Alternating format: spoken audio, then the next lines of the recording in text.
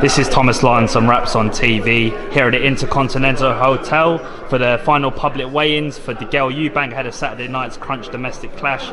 Fortunate to be joined by Dean Whyte. Firstly, Dean, how's everything? Everything's good, you know. I came here a bit late. I think I've missed everything, but you know, I get the drift. I was here yesterday. You know, I think we're in for a good fight with these two guys, you know what I mean? Yeah, I was meant to catch up with you. It's been a week since that thrilling welterweight fight between Jez Smith and Samuel Antwi. That was an amazing fight, you know. You see, that fight should have been in something like this card, because those guys deserve, you know, the limelight and the money, because they put it all on the line. It was an amazing fight, you know what I mean? Yeah. So, yeah.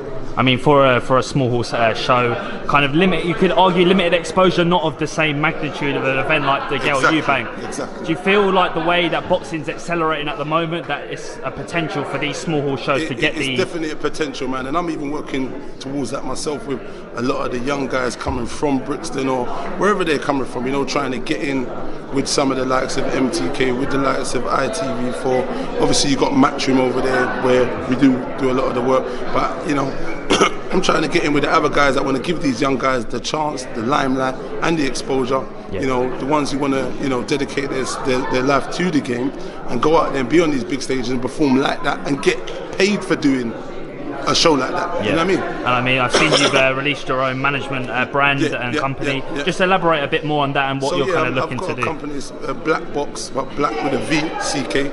And I'm just slowly trying to work. I'm in the industry. I love boxing. I'm a big fan of, you know, the boxing here, especially in the UK, when we started here and how it's blossomed and grown. So, you know, I'm a big fan, and I can see the potential in some of the guys here.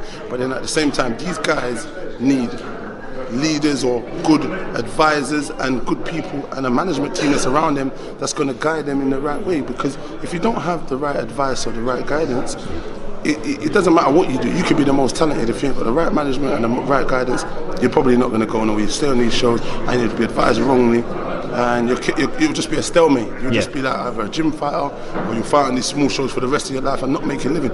This sport is a hard sport. Yeah, and so you got to back the right horse with the right team, basically. Yeah, that's what I'm saying. Of course, and touching on that kind of guidance element, management sort of side of things. I mean, it's kind of been well documented in the public domain. Dylan's kind of been over in America talking to, you know, different broadcasters, different promoters. What's sort of the kind of summary of all that? With Dill, I'm sure obviously he'll talk about it. We just went for a vacation. Obviously we went for the fight, and we got a really good reception over there. You know, they welcomed us well. He's a world level fighter, and I think people like the spectacular knockouts. So, you know, we was welcome with open arms. So we were just hearing what was on offer. You know, as of now, I'm not here to, you know, talk about what's gone on in his business. I'm sure it will be revealed at a later stage, but you know, it's going well. Yeah. You know, he's got a lot of cards on the table, and hopefully some big news in the future may come from it. You know what I mean? But at the minute, he's with Sky and he's with Matchroom, and we're just waiting for the purse bids. Yeah. March the 16th, and we go from there. So what is the situation with the Brazil fight? Is it just kind of awaiting purse bids and then to see who's gonna bid the most? Exactly. So we're just waiting. Hopefully, the man Eddie, like I've been saying, gets his check out and make sure the UK fans get to enjoy this fight here in the UK. Yeah, with an exception of the three at the top, or kind of coined at the top of the heavyweight division with Joshua, Wilder, Fury. Is Dominic Breazele kind of the next big test in the division? Is that the right fight at the right time for Dylan? Dominic Breazele, you understand there was a little bit of confusion with the WBC, with the mandatory and the number one. So to fight him, it just clears up that equation. And he's quite a name. The English fans know him. He lost to Joshua. He put up a sturdy opposition, but you know, Joshua got him out of there. He is a tough bruiser because he fought Ungo or whatever his name was and took a pacing and came back and won. Yeah. And that was the same with Mansour. He was getting hiding and came back and won. So he is a tough guy. He's a big guy, and what it does is it helps because these other champions are big. So, you know, my bro gets used to fighting these guys with, you know, big statures, long jabs and so on, and he's got to unravel that puzzle and get him out of there. Yeah. So it's just a learning fight towards the Wilders, the Furies and the Joshuas as well, who these guys are 6, 7 and up. You know what I mean? So yeah. I mean, the heavyweight landscape at the moment's thriving. Obviously, got Joshua's fighting Miller on June 1st at MSG. Yeah. Obviously, there's a bit of speculation about the rematch between Wilder and Fury, about when that's going to take place. But I mean, Dillian, does he sit in a comfortable position at the moment? He's got options and sort of. He's got options. I guess he's not as comfortable as he'd like to be, because obviously he'd like to be mixing it with the likes of those guys. Yeah. But those guys are sort of fighting themselves at the minute. Though, I'm not sure if that Wilder and Fury fight's going to happen. So it does flip that on its head. But then that date, May the 18th, is a bit too close if my bro was going to want to take up that option. So we've just got to wait and see, you know what I mean? Yeah. So at the minute we're working and in the background, and a lot of stuff's going to come out shortly, and we'll hear something. Yeah, and with Dillian replicating that sort of performance that he had against Chisora, against a type of opponent like Breazele, how much does that benefit him in terms of having that exposure in the US? If the fight was to be staged over in the States, how much would that enhance his profile? And also, no, it would be definitely good if he does go to the States, because it's yet again something which he's done. He's been there before, but yet again it's a better opponent, because I think it was Malcolm Tam before. Nothing great, but he was a big guy. Yeah. He let his hands go, just like Breazele will let his hands go. Breazele lets his hands go, but he is open. Yeah. So yet again, it's the right opponent to get a spectacular knockout again. Yeah. You know what I mean? As long as you make the right choices, because it's heavyweight boxing. If you make a mistake and overlook the person, you could unravel all the hard work he's done. But I believe, listen, he's on the ball. Yeah. He's on the money. So we just got to keep him going, and we'll get the rewards we're looking for. Yeah, and moving on to the main event of this marquee event between DEGALE and Eubank. How do you see the fight playing out? I mean, you've got you could argue both are at the tail end of their career. DEGALE's obviously got the experience, the pedigree from the amateurs, making the transition to the pros and having become a two-time world champion. Eubank's had those fights with Groves. He's stepped up, proved himself as a world level fighter. How do you see the fight playing out on Saturday night? Eubanks is definitely a world level fighter. He won the version of the IBO world title. Yeah. He's a great athlete. He looks in tremendous shape. But the only thing is, when he, I wouldn't say let himself down. Jules Groves and them had a good game plan.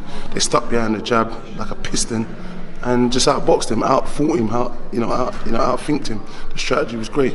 He didn't seem to have a jab in that fight, and his footwork was, a lot to be desired with someone of his caliber. He should have been, working on this a little while back, but we can see he's made changes. So, it's good, because you understand that he takes the game seriously. Yeah. The only difference is if he's going to apply that on Saturday night. Let's hope he does. Let's hope he applies that, whatever he's learned, and hopefully we'll have a good fight. But the thing is, DEGALE he's a great fighter. He's a two-time world champion. He's a gold medalist. He's won it all. So I saw him in training. He looked quite well. Styles make fights though. Sometimes you can have a guy who moves well, but then there's a guy who closes the distance well, and could shut him down, and it could be a thriller we're in for. They both seem to have decent chins. I think it will go the distance. It's just depends who comes up with the right game plan. But I could see DEGALE winning because of the experience, because of the pedigree, outboxing him quite comfortably. Yeah. But then I think if Eubanks does and has learnt from the George Groves fight, using his jab, a bit more feints, being a bit more active, he can make it interesting. And he does have power. So, it's an interesting fight. Yeah. But I believe, it could go to points and DEGALE will win. Yeah. But I wouldn't be surprised if there was a knockout but he'd have to catch him as well. It's all. Yeah. I mean, there's several ingredients to this fight. You've obviously got Chris Eubank for this camp employing Nate Vasquez as his trainer. In the past, he's not necessarily stuck to a game plan or acknowledge the corner. That's what I was alluding to when I was saying, he's got the trainer if he's going to take the advice. He himself even said that he's not sure if he's going to take the advice. So all that doesn't bode well for a good result for him. But listen, at least he's honest with himself. Let's see what happens. Yeah, and how imperative it is to have someone like Vasquez, who's obviously worked at the Mayweather boxing club, and in terms of being found out at the elite level, obviously with Billy Joe Saunders and George Groves, how crucial is it to have that training strategy and game plan for a massive fight like this? It's like I think I said yesterday to someone I was interviewing. He doesn't want to be called the nearly man, because every time he's gone to the elite level with these guys, he's lost. So he's took the right steps. He's employed this guy from Mayweather's gym. I'm not sure if it's a long enough period they've been working together, if it's gonna be enough for him to change and, you know, do something great. Who knows? Saturday night we're gonna find out if it's all gelled and if he's gonna be listening to his corner, and they're gonna come up with a great game plan, because DEGALE's a southpaw, he moves well, he doesn't really sit down on his punches, he just touches the targets and moves. Yeah. So listen, it's in boxing, you know what I mean, it's a flip of a coin, because sometimes there's fights you think that person wins and then someone, they gives them a puncher's chance and then they get them out of there. Yeah. So, you know, but like I said, if we're looking at the whole pedigree, James DEGALE, the gold medal Olympic winner, is the guy with the pedigree. Yeah. If you're looking at someone with a warrior heart, who's aesthetically an athlete and strong and lets his hand go, that's Eubank. So, and when you put it together, it does make for a great fight. You know what I'm saying? So we're going to see, because if you saw the end of the fight with Groves, it was an amazing finish. He was pressuring him. He was, you know what I mean? But he was still sometimes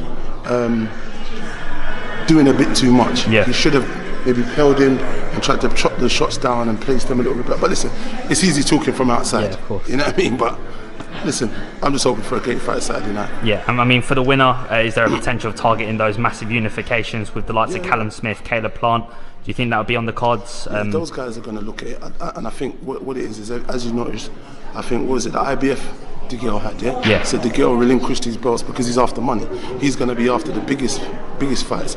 The problem is Callum Smith is an amazing fighter. You know what I mean? Callum Smith is an amazing fighter. That rangy, long style, with the jab cracking it out of the pipe. Yet again, styles makes fights. He's someone who's a little bit on the back foot, and you know, he pops his jab and waits and I think that's a harder fight again for DEGALE. You know, and he's younger, he's hungry. DEGALE just needs to pick the right fights. Not to say he's going to win, but I put him as an example. Yeah. But then if Eubanks fights Callum, it's all wrong, because that's a long guy, and you're going to have to get past that. He took out the guy who took you out. Yeah. If you're weighing up the odds, that you do the maths. Yeah. You know what I and mean? against a more smaller stocky fight in Eubank. So listen, the game's a mad game, boxing, but doesn't mean because Groves beat him and he beat him doesn't mean he'll beat this kid. Yeah. I'd probably put my money on Callum. Like, he's an exceptional fighter. Yeah. I love his style. I love the way he utilises his jab. He steps off, draws them on to the right, and he throws it to the body. Lovely. You know what I mean? Listen, he utilises his boxing ability very well and moves well. I actually like the Smith brothers in general, and the dad's proper geezer as well. You know what I mean? So great assessment of the main event. And I mean, on the undercard, you got Chris Congo. Listen, he's a good talent. He's fighting. Oh shit! Sorry, I needed to chat to that guy. Chris Congo's a great talent, you know. He's going to do well. The guy he's fighting is a hard fighter. Yeah. So let's see how it goes. Perfect. I know you need to shoot off and speak to someone, Dean. But it's been a pleasure having you on the platform as always. Man, appreciate that. Want to shout out your social media for the fans? Just Lamar Scott, man. Check me out on there, man. The alias man, check me out, man. But yeah, link it in there, and I appreciate the time you give me as always. Top man. Thomas Lyons, Raps on TV. Dean Whyte, all the best, and see what the next few months has to unfold. Yeah, top man. Cheers.